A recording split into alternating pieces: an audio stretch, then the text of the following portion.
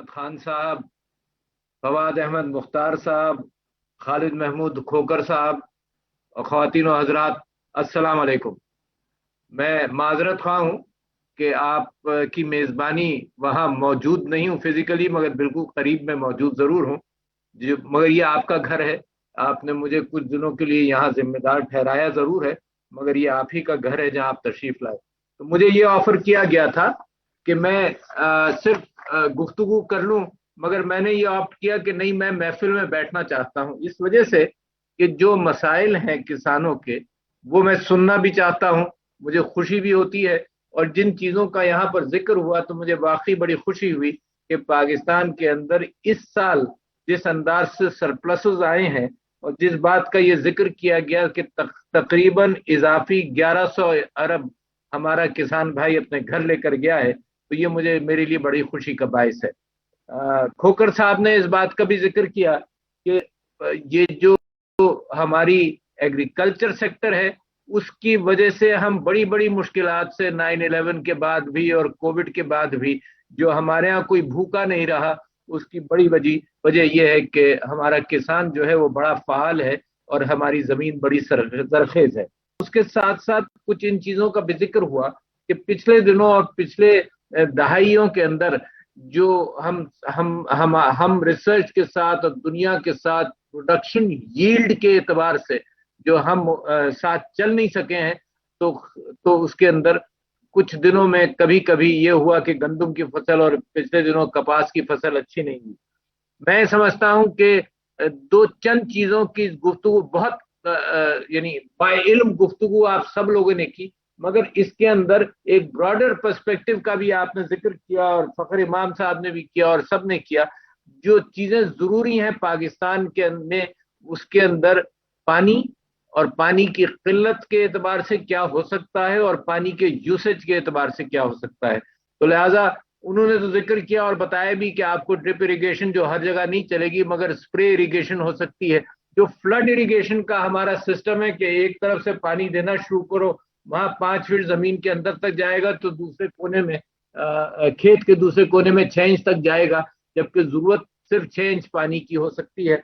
तो लिहाजा flood and spray irrigation एक मुस्तकबिल है जिसकी तरफ हमको जाना पड़ेगा, क्योंकि अगर हम पानी की किल्लत के एतबार से अगर अपने आप को हैंडल कर लें तो पानी काफी है और पानी जो है वो जान है सारे एग्रीकल्चर की। दूसरी बात यह कि जो आपका प्रोडक्शन होता है उस एतबार से इस बात का भी जिक्र हुआ कि बीच में आप हैं होलसेलर, आप हैं प्रोड्यूसर, मगर मिडिल मैन की कॉस्ट जब आने लगती है तो आपके प्रॉफिट्स कम हो जाते हैं और मिडिल मैन सिर्फ ट्रांसफर ऑफ क्रॉप्स के एतबार से पैसा बनाते हैं। कभी कभी ऑन पेपर पैसा बन जाता है, क्रॉप उठानी भी नहीं पड़ती उनको। तो इसके अंदर जो नया आईटी का निजाम है उसके अंदर मार्केट प्लेस ऐसी हो कि जिससे लोग अपने क्रॉप की प्राइसिंग को जल्दी तलाश कर लें। मैं आपको मिसाल देता हूं, बड़ी पुरानी दे रहा हूं, 10-15 साल पुरानी, कि जब मोबाइल टेलीफोन डेवलप हुआ तो सबसे ज्यादा फायदा फिशरमैन को हुआ, क्योंकि जहां वो अपनी क्रॉप लेना चाहते थे, जिस साहिल पर और जिस लैंडिंग साइट पर ले जाना चाहते थे, तो टेलीफोन के जरिए उनको पता चल जाता था कि क्या कीमत कहाँ लगी हुई है। तो उनको ये फायदा हुआ कि वो डायरेक्टली अच्छी जगह पर जहां जो कीमत होती थी उस तरफ वो ले जाते थे। यूरिया के हवाले से बड़ा अच्छा जिक्र किया कि जनाब दुनिया में कीमत का बहुत ज्यादा है मगर पाकिस्तान के अंदर वो कीमत कम रखी गई है। उसके अंदर एक ये बात भी है कि पाकिस्तान का एक नेचुरल रिसोर्स है जो गैस कंजम्पशन होता है यूरिया के अंदर। और फिर इस हुकूमत ने ये भी फैसला किया कि यूरिया का हम स्टॉक बढ़ाएंगे to 100,000 ton of urea reserve stock. तो ये एक अच्छी खबर है कि वो जो घबराहट किसानों को होती है और प्राइस फ्लक्चुएशन होती है इस वजह से कि यूरिया का स्टॉक गिर जाएगा, तो उसका भी एहतमाम कर लिया गया। मैं ये समझता हूं कि कॉटन का जिक्र हुआ, कॉटन का यहाँ बुलवर्म के एतबार से, और ये कि जनाब कॉटन की यील्ड चाइना में, ऑस्ट्रेलिया में और इंडिया में कितनी बढ़ गई, तो इसके अंदर टेक्नोलॉजी और बीटी कॉटन के हवाले से जो नेगोशिएशंस फखर इमाम साहब ने जिस बात का जिक्र किया कि चाइना के साथ कर रहे हैं, मैं समझता हूं उस पर बहुत असर होगा। I was surprise to learn कि 1 मिलियन टन कॉटन अगर बढ़ती है तो हमारी मईशत पर 100 बिलियन रुपीस का असर होता है। तो लिहाजा जहां बहुत सारी प्रोड्यूस आपकी बढ़ गई, जहां एक्सीलेंट प्रोडक्शन, जनाब चावल के अंदर आप सरप्लस पे बैठे हुए, आप गंदुम आपने अच्छी यील्ड हुआ, मगर ये कि आप उसके बावजूद अपना स्टॉक मेंटेन करना चाहते हैं। और मेज के अंदर और कॉटन के अंदर हमें खास तवज्जो देनी पड़ेगी। और पाकिस्तान जो प्लांट ब्रीडर्स एक्ट है उसकी इम्प्लीमेंटेशन जब होगी तो मामला बेहतर हो जाएंगे। जो फर्टिलाइजर और पेस्टिसाइड, फर्टिलाइजर का कम, पेस्टिसाइड्स का हाल मार्केट के अंदर है, और जो सीड का मार्केट के अंदर हाल है कि फार्मर को रिलायबिलिटी नहीं है सीड के हवाले से। तो ये जो प्लांट ब्रीडर्स एक्ट है और रजिस्ट्रेशन और सप्लाईज वाली बात है, तो कम से कम वो इदारे मजबूत हो जाएं कि कम से कम यकीनी कैफियत हो कि जो चीज आदमी खरीद रहा है, जो बीज आदमी खरीद रहा है, उसकी रिलायबिलिटी क्या है। इसके साथ साथ ये मैं नहीं भूलना चाहता हूं कि लाइव स्टॉक ऑल्सो फार्मर के साथ साथ चलता है, और पाकिस्तान के अंदर लाइव स्टॉक पोटेंशियल बहुत है। तो लिहाजा इसके ऊपर भी तवज्जो दी जाती रहे। और मैं समझता हूँ इसके सीड के हवाले से भी ये जो मिल्क काउज हैं, गाय है, उसके सीड के हवाले से भी हमने इस गवर्नमेंट के साथ ये बात भी की कि इसको ये डिक्लेयर कर दिया जाए कि इसका सीड भी बगैर ड्यूटी के और बगैर कस्टम के आए, ताकि यहाँ लाइव स्टॉक ब्रीड जो है वो मिल्क यील्डिंग के अंदर बढ़ती चली जाए। फखर इमाम साहब आमतौर पर टॉप सॉइल का जिक्र करते हैं, आज उन्होंने नहीं किया कि टॉप सॉइल पाकिस्तान के अंदर कम है, और इसके लिए जो फॉरेस्ट्री का काम शुरू किया गया है दैट विल हेल्प।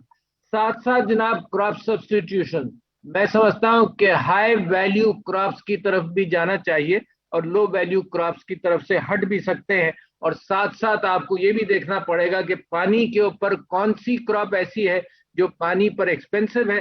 मिसाल के तौर पर कुछ एरियाज के अंदर ये तय किया गया था कि ये शुगर केन नहीं उगाई जाए, वो सिर्फ इस नियत से ही तय किया गया था कि शुगर केन इन सम एरियाज जहां पानी इतना वाफिर नहीं है वहां पर वो नहीं उगाया जाए। तो क्रॉप सब्स्टिट्यूशन का एक और, फार्मर तो जानता ही है, मैं कोई नई चीज उसके सामने नहीं रख रहा हूं कि क्रॉप सब्स्टिट्यूशन से जमीन की याफ्त के अंदर भी बढ़ोतरी होती है। मैं ये समझता हूं कि जो जिन चीजों की तरफ आपको जाना चाहिए उसके अंदर कॉर्पोरेट फार्मिंग, इसका जिक्र हुआ। मैं समझता हूं कि दुनिया के अंदर वर्टिकल फार्मिंग की भी बात हो रही है। पिछले दिनों मेरे भाइयों, ये जो फार्मर से हमारी गुफ्तगू है, पिछले दिनों ये बात पता चली कि जिन नेदरलैंड्स जो है वो दुनिया का second biggest producer of food बन गया है। Second biggest producer of food Netherland. अच्छा, मैं एक जगह तकरीर कर रहा था जहां नेदरलैंड्स की एम्बेसडर भी मौजूद थी, तो मैंने ये कहा कि नेदरलैंड्स पाकिस्तान से शायद 2-4 गुना या 5 गुना छोटा है। उन्होंने कहा नहीं, नेदरलैंड्स पाकिस्तान से 19 गुना छोटा है, मगर टेक्नोलॉजी की मदद से उसी जमीन से, जो जमीन दुनिया की जमीन अल्लाह ताला ने पैदा की है, उसी टेक्नोलॉजी से it has become the second biggest producer of food crops.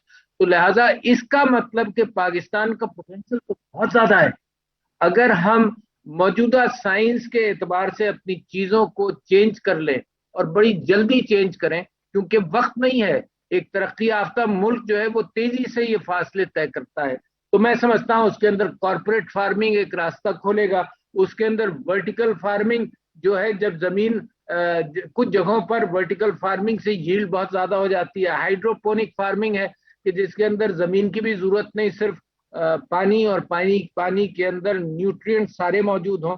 तो ये सारी चीजों की तरफ हमें तवज्जो देनी चाहिए। मगर एक चीज मैं करना चाहता हूं जिक्र आपसे कि पाकिस्तान एग्रीकल्चरल काउंसिल ने भी माशाअल्लाह बड़ा काम किया सीड के हवाले से भी, मगर फ्यूचर जो है उसके अंदर टेक्नोलॉजी का हिस्सा बहुत बड़ा है।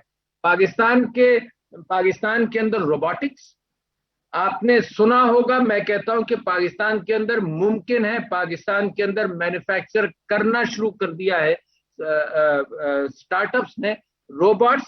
और जो आप फार्मर मेरा भाई पत्ते को देखकर कहता है कि कौन सा कीड़ा लगा, पत्ते को देखकर कहता है कि जी कौन से माइक्रो न्यूट्रिएंट्स की कमी है, तो वो जो रोबोट्स हैं وہ फसल के बीच में चलकर एक एक पौधे का हिसाब अपनी इमेजरी से कर सकते हैं। यह है आर्टिफिशियल इंटेलिजेंस। ये पाकिस्तान में मुमकिन है कि वो बीच की जो आप रास्ता बनाते हैं उसमें वो रोबोट चलता जाए और बताता जाए कि इस एक एक पौधे के अंदर के पानी की किल्लत है, माइक्रो न्यूट्रिएंट की किल्लत है, किस चीज की किल्लत है।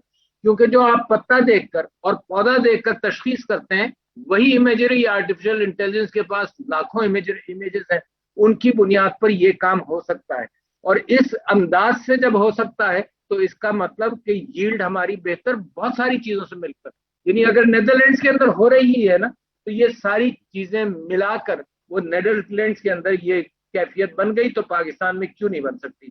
मैं इसके साथ साथ एक और चीज का जिक्र करूं फवाद मुख्तार साहब, आप लोगों से और फार्मर लीडरशिप से करना चाहता हूं। दो चीजें, एक चीज पहले मैं कर दूं, वो ये कि यहाँ पर जिक्र हुआ इस बात का कि जो करिकुलम है और जो इस साइट पर लोग नहीं जा रहे, तो कुछ कोई 40 यूनिवर्सिटीज हैं जिनका या तो मैं पेट्रन हूं या मैं चांसलर हूं। तो मैं आपसे वादा करता हूं कि आप कोई कमेटी बनाएं और आप कोई बेस लाइन, यानी हर यूनिवर्सिटी के अंदर आजकल मैं इस बात की कोशिश कर रहा हूं कि जो मार्केट की जरूरत है वो सिखाया और पढ़ाया जाए। आप लोगों ने ये कोशिश की कि फैसलाबाद एग्रीकल्चर यूनिवर्सिटी के साथ पाकिस्तान एग्रीकल्चर काउंसिल ने एक माहिदा किया कि जो वहां का 3.5 साल बाद का ग्रेजुएट है, जो 4 साल करेगा तो 4-6 महीने वो फार्मर के यहाँ जाएगा, तो लिहाजा उसका एक्सपीरियंस हैंड्स ऑन बढ़ जाएगा। इसी तरह से मैं समझता हूं कि बहुत सारी यूनिवर्सिटीज के अंदर अगर आप करिकुलम कमेटी कोई बनाए, मेरे साथ राब्ता करें, तो हम ये इंसिस्ट करेंगे कि मार्केट बेस्ड करिकुलम जो है, जो एम्प्लॉयबिलिटी क्रिएट करता है, और बहुत वास्ट स्कोप है, ये सिर्फ पुराना किसान काश्त का तरीका नहीं बल्कि नए तरीके जो आ रहे हैं, तो ये जो क्रॉप निकलेगी यूनिवर्सिटीज के अंदर से, ये तो रेवोल्यूशनराइज कर देगी एग्रीकल्चर को।